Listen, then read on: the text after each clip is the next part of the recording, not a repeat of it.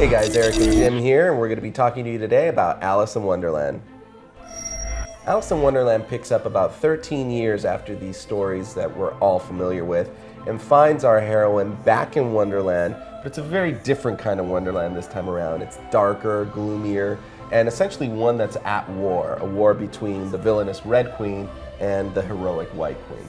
So Jim, what do you think about the idea of this movie being essentially a sequel to what we know?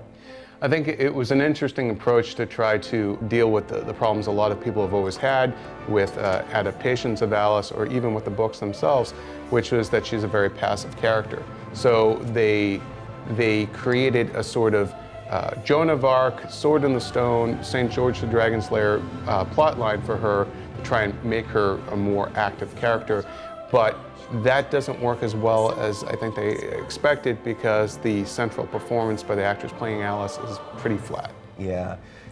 She comes in, from the get-go, they make it seem that, okay, you're our savior, you're our hero, but she never exudes that kind of heroic presence, I guess. Yeah, no, she's, I think if they had cast somebody with a bit more of an inner life and sort of a spark behind the eye, somebody more like a young Helena Bonham Carter, somebody with some sort of vitality, I think that would have worked a lot better. Well, let's talk about Bonham Carter and Johnny Depp, who are the other two big names of the film.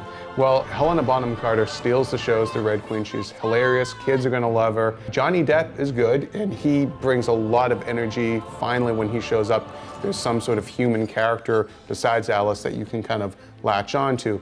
Unfortunately, he kind of loses the thread of the character at a certain point, but overall, you know, those two really help elevate the film. Yeah, he's definitely mad, that's for sure. Yeah.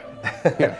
So let's touch on kind of the big shtick of the film, which is two things really. It's this outrageous CG live action mix of things like ginormous heads on little bodies and talking animals, but then also the fact that it's 3D, and it's actually the first 3D movie since Avatar, which kind of redefined the technology. Right, well, I mean, Avatar obviously did a better job really putting you into this foreign environment, making you feel like you're there. In Alice in Wonderland, you never really feel like you're in Wonderland. You feel like you're in an animated backdrop. And Alice never really seems quite in jeopardy. And whenever she's interacting with animated characters, it doesn't work. It feels fake. It kind of looks fake. The CG animation isn't that great.